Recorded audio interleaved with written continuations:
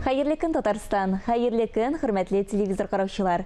24 ноябрь иртәсендә мин Айзилә Батырханова һәм тапшырыбызның иҗат төркеме һәр барчагызга күтәренке кәеф, уңышлы эш көне телибез.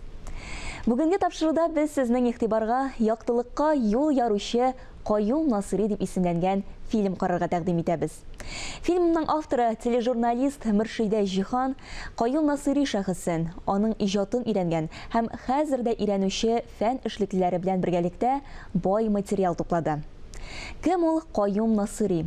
Әлеге кыска һәм шул ук вакытта тирән сорауга һәркем җавап табар дип ышанып калабыз.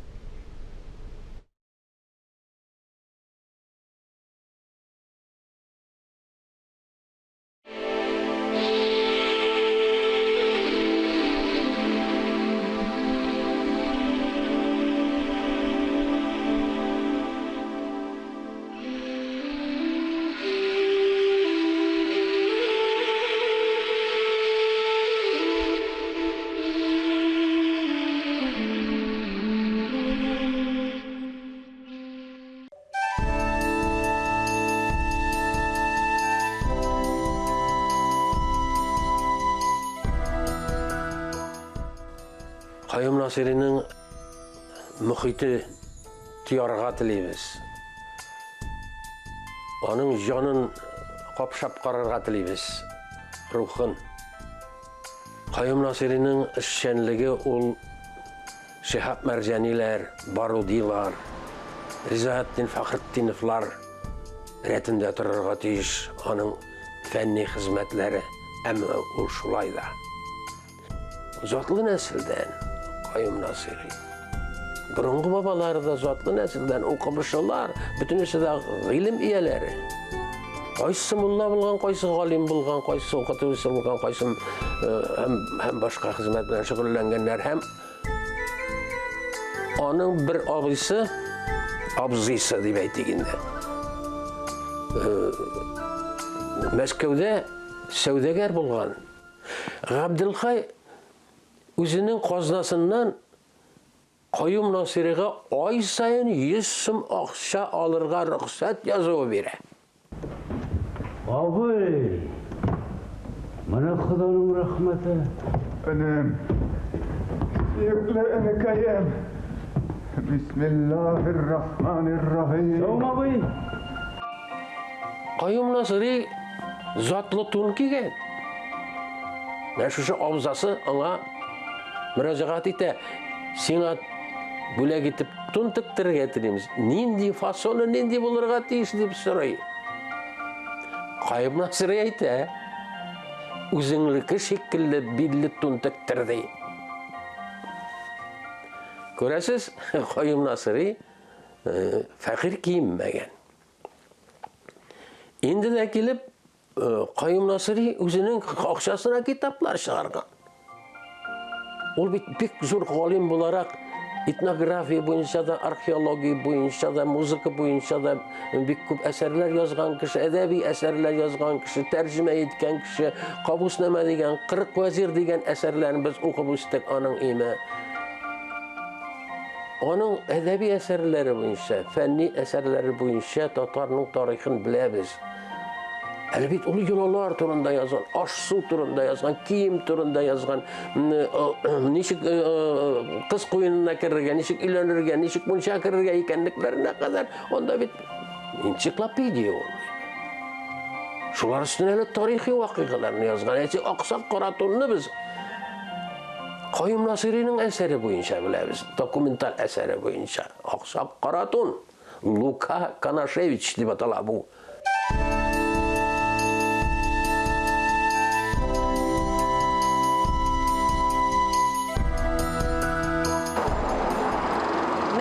Артымдағы бинада 19 гасырның 2нче яртысында Казан университетының басмаханәсе урнашкан була. Хәзерге Казанда ул Дзержинский урамы 3нче йорт адресы белән.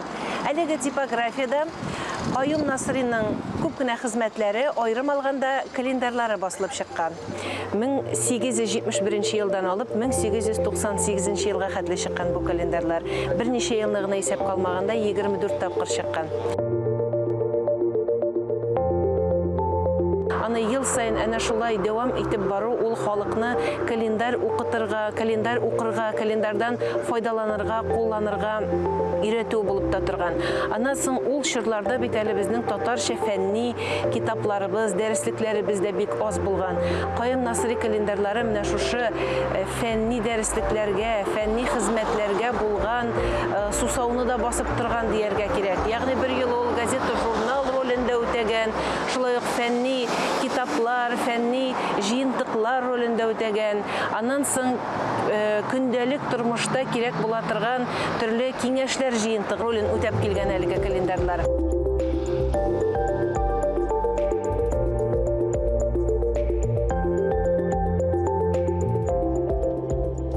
Университетта бик зур галимнәр белән аралашкан кеше. Мәсәлән, университет профессоры, профессор Григорьев, аның турында бик зур фикердә. Мөселманнар арасында, татарлар арасында иң зиһенле, иң гыйлемле, иң белемле кешеләрнең берсе Каюм Насыйри иде ди. Каюм Насыйри әлеге уку йортында рәсми рәвештә укый алмаган, төрле сәбәпләр аркасында. Әмма ул анда ирекле тыңлаучы булып торган. Һәм аннан да бигрәк шушы университетта рәсми рәвештә укымаса да, шушы университет галимнәре белән бер рәттән эшләү бәхте насыйп булган аңа. Университет каршында оешкан археология, тарих һәм этнография җәмгыятенең әгъзасы булып торган Каюм Насыйри. Һәм шушы җәмгыятьтәге Бельгия, Франция, Германия кебек илләрдән җыелган. Шулай ук Петербург фәннәр академиясе, Россия фәннәр академиясе әгъзалары белән бер рәттән эшли алган. Менә аның төп максатларының берсе рус телен халыкка өйрәтү. 150 ел әүвәл рус теленең кирәккә чыгасы, кирәге чыгачагы турында. Шәкертләрне ярата, гомумән гади халыкны ярата. Шуңа күрә халык та гади халыктан ярата. Ул шулай бер белән дә ул бәлки шул нигә конфликтка керә инде менә бу зыялар белән зыялар дип әйтсәк инде менә шул мулалар, ишаннар, байлар беркемгә дә буйсынмый ул мустакил яши, азат булып, азат кеше буларак яши. Чөнки аның үз һөнәре була, менә бу шул китапларны ул бастырып күпмедер акча китерә инде, бу шуны белән яши ул. Бу бинаны шул чорда Каюм Насыйриның эш урыны дип әйтсәк тә дөрес булыр. 15 елга якын әлеге семинарияда ул татар теле дәресләрен укыткан. Шушы семинария укытучылары һәм укучылары арасында аның дуслары да күп булган.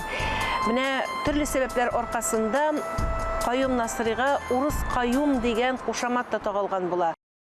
Урысча чалбар кия, урыс телен бик яхшы белә, урыс галимнәре белән бик нык аралаша, дуслаша. Шуңа күрә аның ике кушаматы була. Урыс Каюм берсе була, икенчесе Сукыр Каюм. 1871 елдан ул татар балаларына рус телен өйрәтә торган махсус мәктәп оештыру артыннан йөри. Мәгариф министрлыгыннан инспектор Радлов аның бу фикерен хуплап каршы ала. Хәтта синнән башка бу эшне башка беркем дә башкарып чыга алмаячак, син аның менә кешесе инде дигәнрәк мактау сүзләре дә юллый.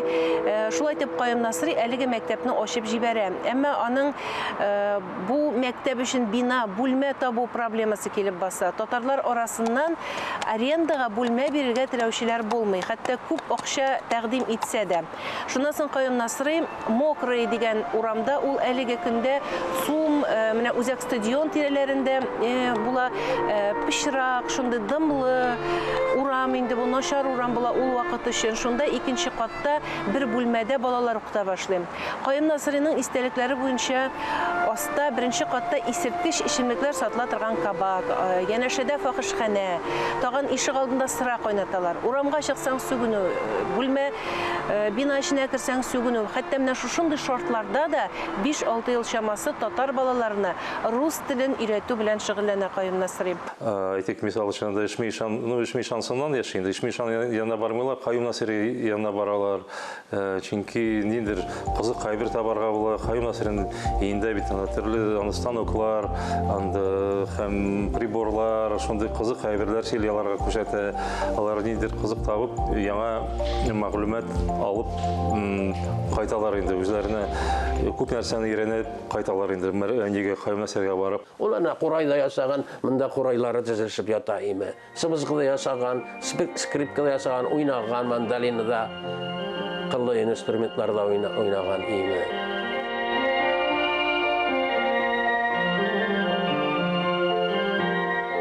Каюм Насир исемендәге шушы архитектура этнография комплексында безнең шушы бүлмәдә кунаклар кабул итү бүлмәсе инде бу ак як, зал ягы дип әйтәләр.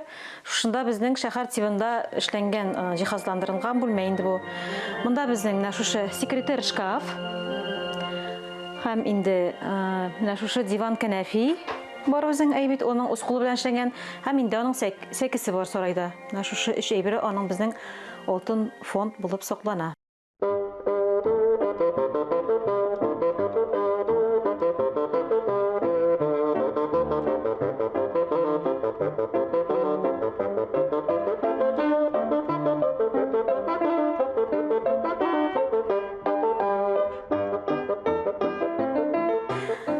Бөек мәгърифәтчебез, якташыбыз Каюм Насири бик күп фәннәр өлкәсендә эшләгән.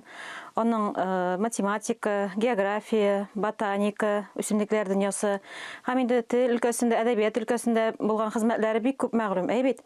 Без инде аның менә шушы ботаника, үләннәр дөньясы турында язган хезмәтенә нигезләнеп, менә шушы шифалы үләннәр дигән китабы бар, аның хәвәсен Набатат. Шушы китабына нигезләнеп, без үзебезнең хезмәтебезне алып барабыз. Каюм Насири әйтеп калдырган, үзебез тирә юньдә генә, үзебез тирәлектә җыйган үлән генә файдалы була дигән. Башка җирләрдә ул үләннәрне җырга кушмаган. Башка чит илләрдән үләннәр алып кайтып инде сатып алып, үләннәр алып кайтмагыз дигән. Үзебез тирә юньдәге болыннардан, кырлардан җыйгыз дигән. Һәм менә без шушы шартларны үтәп инде үләннәрне шулай җыябыз һәм киптерәбез. Рухи бай булган һәм хәлле кеше булган ул. Үз йортлары булган аларның име. Мәчет салдырган үзенең авылында. Каюм Насири ихластан үз акчасына, хәләл акчасына мәчет салдырган. Бу мәчетне салырга дип карар кылынган документлар, алар бөтенесе теркәлгәннәр, беркетмәләре дәүләт архивында саклана. Шулай ук анда әйтелгән, менә Габдул Каюм Насиров шушы мәчет төзелешенә 1000 сум акча бирә дип инде. Бу мәчетнең баганалары, бүрәнәләре 1901 елгы бүрәнәләр. Аларның аскы энергиясе генә алыштырылды, михраб алыштырылды. Михраб биткән, юк иде михраб. Без михрабны элекеге планына туры китереп торгыздык. Шуңа күрә бу мәчетнең бәясе кыйммәтлеге бик зур. Ул тарихи мәчет. Безнең гомумән авылыбыз тарихи авыл, анда тагын әле тарихи һәйкәлләрнең берсе, ул Каюм Насири йорты булган урында аларның урыннарын саклап торучы кое.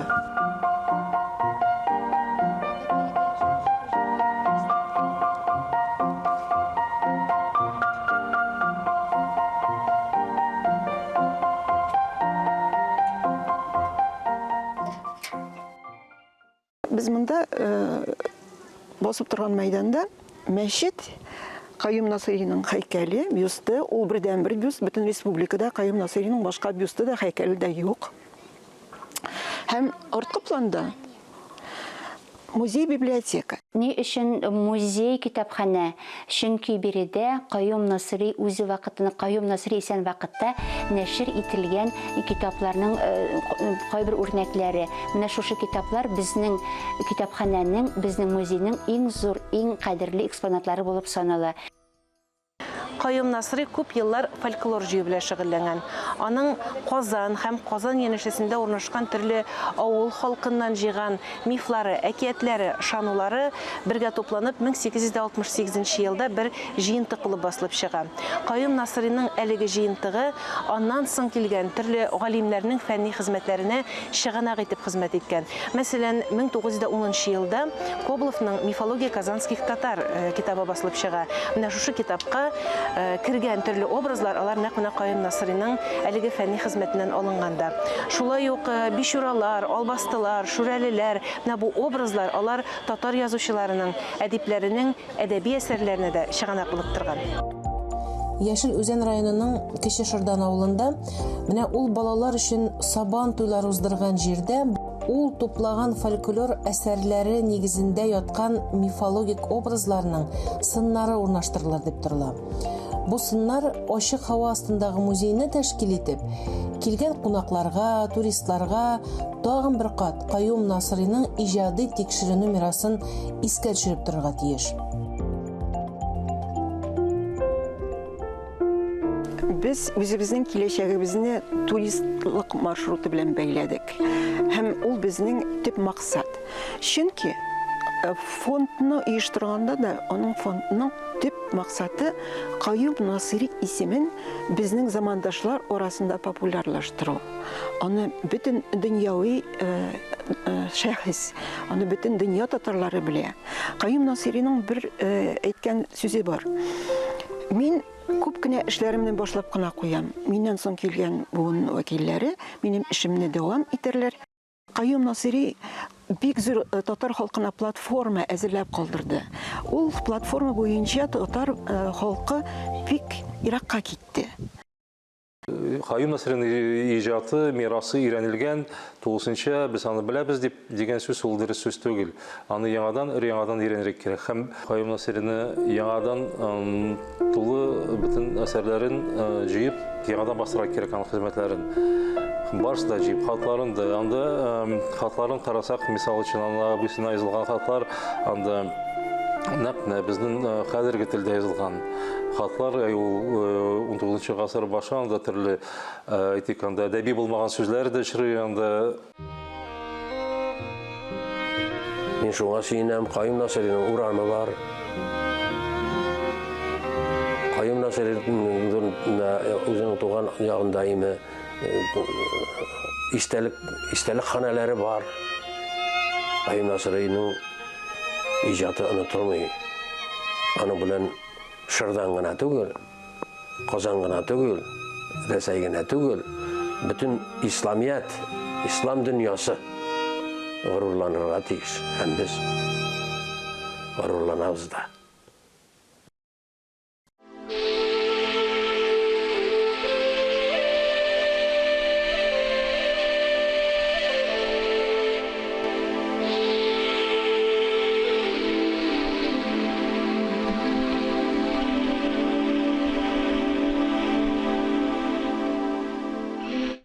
Каюм Насыйриның күп яклы гыйльми хезмәтләре татар халкы мәдәниятенең кадерле, кыйммәтле хәзинәсе. Әнә шул хәзинәне югалтмыйча, киләчәк буыннарга да җиткерә алыйк.